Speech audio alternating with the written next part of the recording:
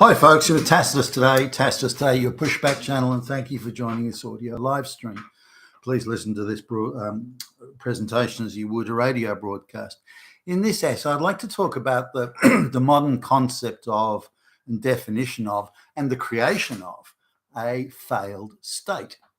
Why is the failed state a modern phenomenon?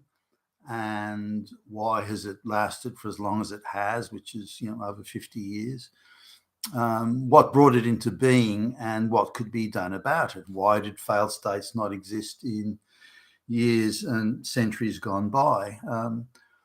Well, they did. Failed states have always existed. The collapse of the Roman Empire produced a whole series of failed states, and it's happened throughout history. But what would happen when a state failed, when it effectively it fell to pieces, its administration fell to pieces, or there was no administration, or there was in a constant state of warlord district turmoil with petty fiefdoms trying to nuke each other and that sort of thing. Then another better organized, more technologically advanced outfit would come along, and they kind of take over, and they would restore order or impose order, and so the failed state would disappear insofar as it would be absorbed into some other more advanced, whether that advanced be organizational, military, or technological, or all of the above. But so failed states, failed states existed, but they were quickly absorbed into, again, a better organized outfit. Now, when the West began pulling ahead of the rest of the world through technological, this is even before the scientific age, the mercantile age, the 1500s, the long ocean-going vessels, the technology to do with sails and rigging and boat ship design, these sorts of things. They sound no big deal today, but at the time they were really huge technological leaps, and opened up again the whole world, the oceans of the world, to the designers of these advanced technological vessels, which of course were Western Europe, beginning with Spain, Portugal, the Italian city-states, who were very successful merchants and traders, and then of course moving to France and Britain, Holland, and so on. But it was a technology that stayed pretty much in Western Europe.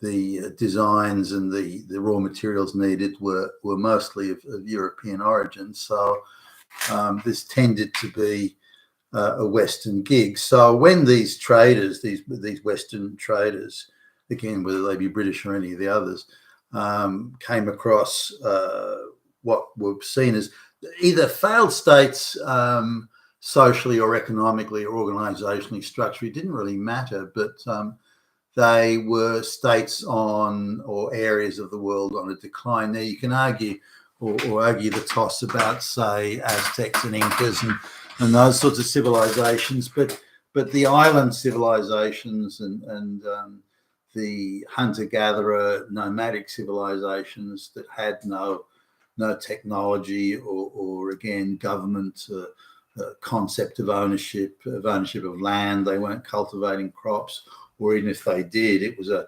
rando thing and just part of their hunter-gatherer nomadic lifestyle. So they were in either non-existent states and or failed states. Now in Africa, it was primarily failed states, given that they were always in a constant state of civil war and raiding each other and enslaving each other, which was the tradition in Africa for centuries. So whether it's East Africa, where the Arabic peoples who are more advanced technologically and organizationally and militarily came into East Africa, Ethiopia, places like that, or it was West Africa initially, and then really the whole of Africa became colonized, and then places like, say, Rhodesia, where the Europeans were able to open up vast tracts for mass agriculture and turn production of grains and crops and so on into and putting those into a worldwide trading network. But the point is that failed states always existed, but they were always absorbed into the wider network or control or administration or occupation of by a more advanced power that came along and thought, well, gee, we can do. Now, typically it was trade or extraction of, say, tax wealth, that sort of thing. But the failed state was absorbed into a wider, bigger entity, a better organised, better managed, better run entity. In return, that entity provided protection and so on, and administration, organisation. In the case of Rome, for example, the British tribes that existed before the Romans invaded. Once the Romans were there, then these tribes had access to the entire Roman trading network across the Mediterranean and so on. So it came with, even though they were being occupied and told what to do, it came with certain benefits.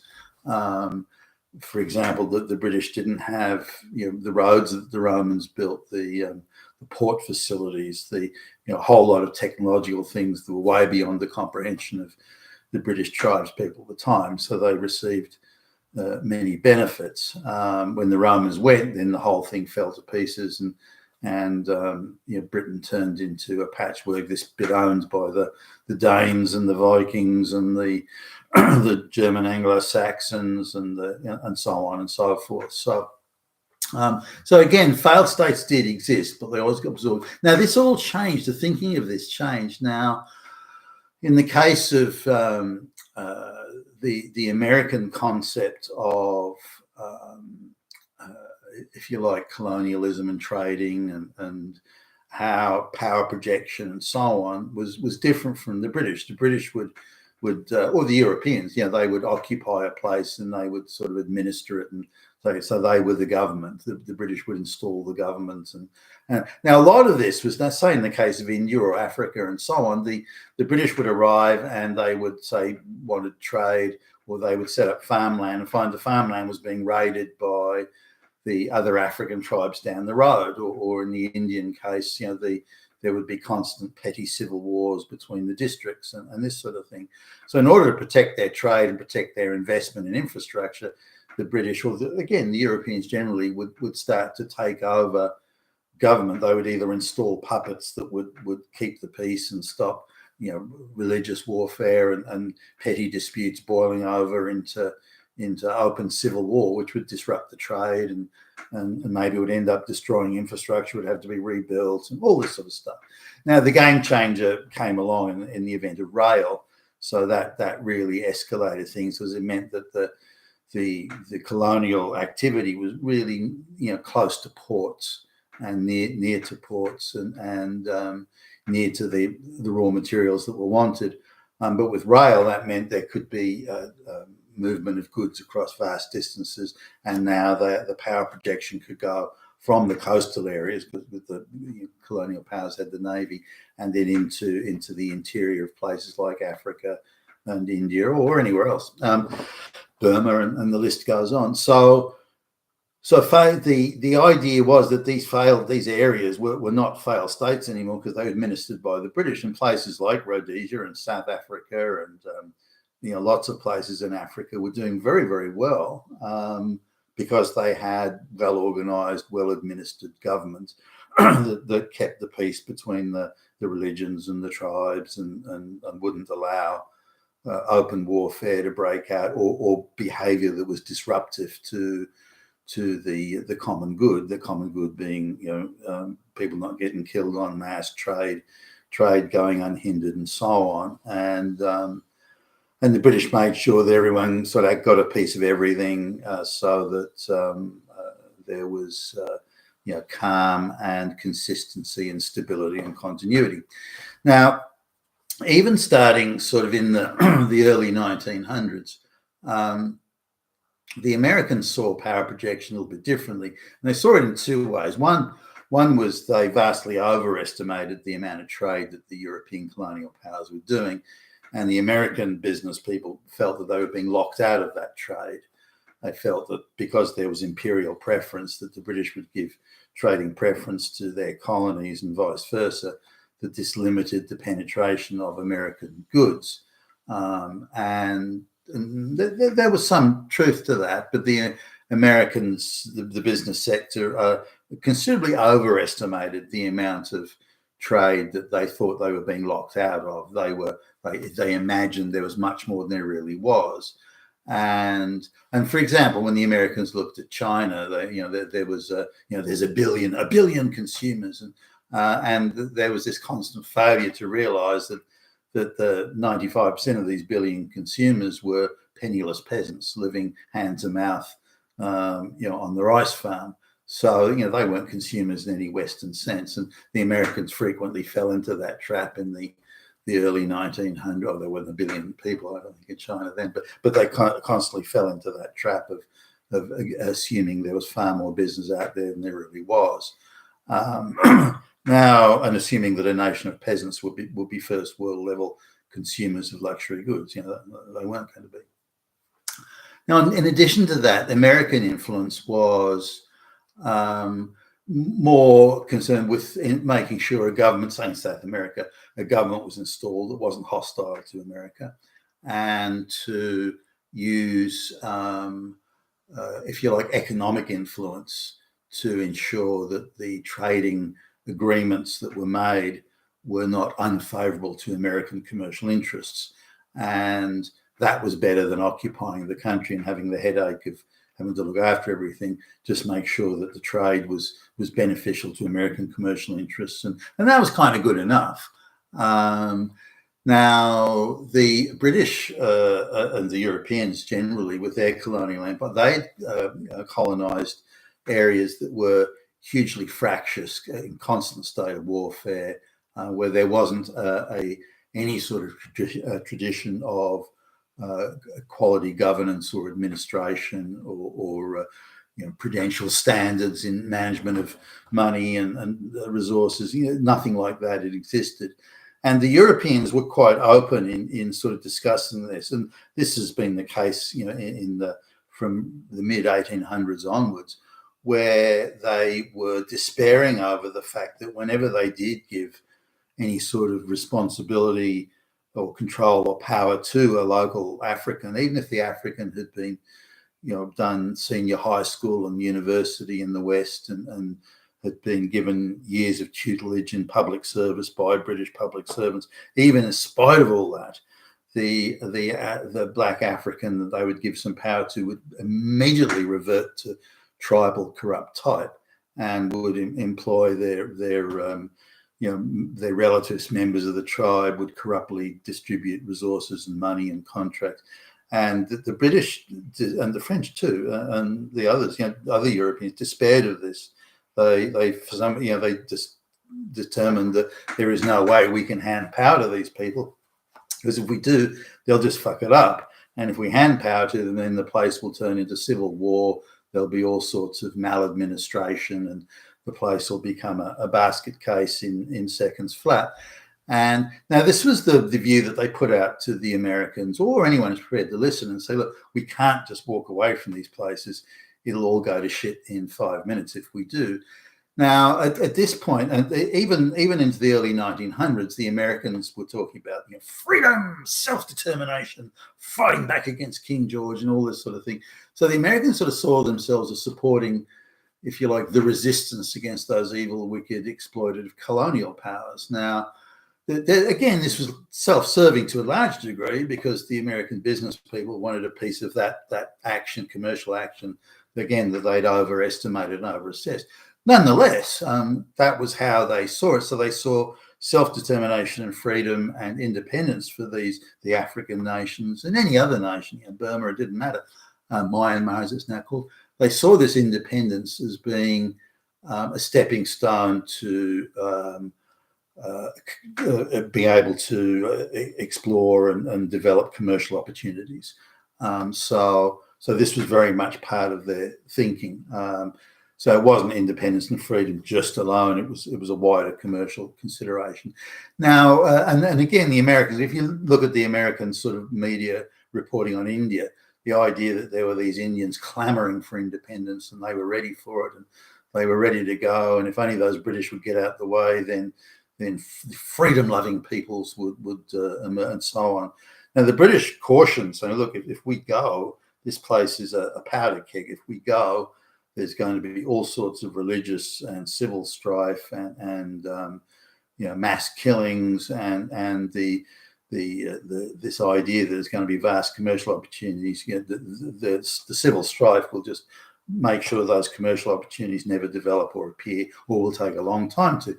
So the British assessment was impeccably correct, of course, and my view is the Americans misread the situation or looked at it through the wrong end of the telescope. Maybe is a better way. And indeed, when the British did leave in the late 1940s, India did descend, or that subcontinent did descend into chaos.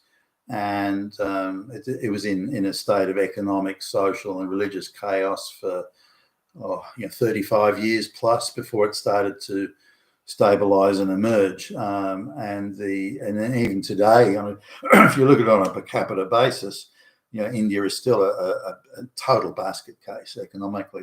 Now, sure, the Brahmin caste, the ones at the social apex, the keepers of the knowledge, the demigods, they're doing very nicely, thank you, but not much else outside of that.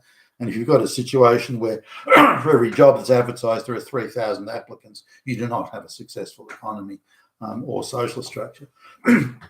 Nonetheless, now, so one side, there's the Americans really from the early 1900s, and certainly since the end of World War I, and President Woodrow Wilson pushing this one, self-determination. Now, it's easy to get caught up in this self-determination debate, say self-determination for European peoples, and to say, well, for most of the European peoples, self-determination makes sense. So in the dismemberment of the Austrian-Hungarian Empire, there was Austria and there was Hungary and so on. Most of these places that got Poland got self-determination didn't do so bad. There were hiccups and so on along the way, but the trajectory was always leading to a well-administered, well-organized, well-managed state. Less so in the Balkans, where there was a lot of the Balkans being Serbia and Croatia and around there, Albania and so on, where there's substantial Islamic, Christian and all sorts of strife along those lines, and historical enmities that go back thousands of years. The Roman emperors despaired of the constant turmoil and drama around what today is Serbia and Croatia and so on, Montenegro, Albania. So it's something that's been around for thousands of years. Similarly, the Romans despaired of the constant strife that was around modern-day Israel and Palestine. Remember, this is 2,000 years ago, and the Roman emperors are wringing their hands in sort of despair about is that place ever going to settle down and not be a problem?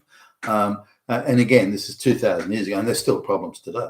So, the idea of self-determination amongst Western nations and Christian nations and that sort of thing, that sort of was borne out. Okay, that's fair enough. But once you go outside of that, then you go into a very different sort of world where the common good and let's all sort of work together to improve the lives of everybody. Those are foreign concepts that they can't get in their head. And the African, I recently had a meeting with an African trading sort of group or delegation, and their only concept of wealth is you take it. The idea that you develop it or no, they can't even conceive of that, let alone apply it. And that's now. And these are people who've all been educated in Western universities and so on. All of these people had done university and masters and goodness knows what in French colleges. Bit like Ho Chi Minh, who came out from a French education as a raging communist, but maybe the education goes in the wrong way. Nonetheless, coming back to this thing, the at the same time as the Americans were pushing freedom, self-determination, you show that King George, who's boss, and that type of rhetoric, and at the same time, and certainly. After the Bolsheviks seized power in the Soviet Union, it was in their constitution to help any area where some allegedly oppressed group wanted self-determination, self-government, that the Soviets would assist them in some material way. This became huge after the end of World War II, and particularly as the Cold War kicked off. So these the colonial powers, France and Britain, now irreparably weakened economically. They're no longer at the top table. I mean, they pretend to be, but they're really no longer at the top table. It's strictly the United States and the Soviets really at the top table. And so the Soviets were constantly injecting agitators and stirrers and troublemakers, giving them training, material resource support, showing them how to agitate and stir up crowds.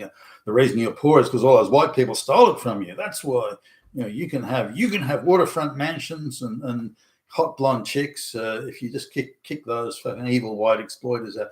And so there was a lot of pressure coming from all sides really for the colonial powers, Britain, France, and so on, to get out of Africa or wherever they were, India, it didn't matter, wherever.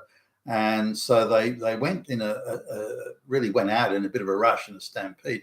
Now the warnings that the British were giving were, look, these people aren't ready for it yet. If we leave now, it'll collapse into utter disaster, and we shouldn't be doing this.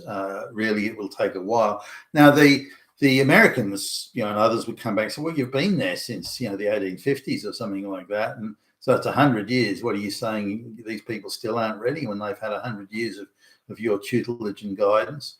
And the British went, well, yeah, actually, yeah. Whenever we put these, local Africans in charge, they become corrupt tin pot dictators like Idi Amin and Mugabe, and the list goes on. The idiots running South Africa into the ground and so on. That's a universal thing across Africa, and by the way, across the third, even in India, as soon as the British went, the Brahmins just took their place and ratcheted up the exploitation of the peasants in order to enrich themselves. So it's a situation where the modern failed state was created by these forces. But now the big difference was, and particularly during the Cold War, where the Americans and the Soviets were vying for influence, was that they couldn't. The Americans said, "Well, we got to give money to this place, because if we don't do our influence peddling, those damn communists will do it. So we got to do it." And in certain areas, the communists say, "Well, we'll give you weapons to kill those guys down the road you don't like, but you've got to allow us to have some." Have a military base here, or these sorts of things. So there was constant influence peddling. But everyone was against this idea. Everyone was for this idea of the Americans and the Soviets, at least, for this idea of self-determination at any cost. At any cost. So they wanted independent nations to lock out those exploitative European powers. But the real issue was that now. These areas that were failed states before the Europeans arrived, where the Europeans said, "Look, these guys can't run their own. They just can't. They just cannot run their own. They automatically default to type, which is corruption, tribalism, and murderous barbarism. They just that's it. That's how it is.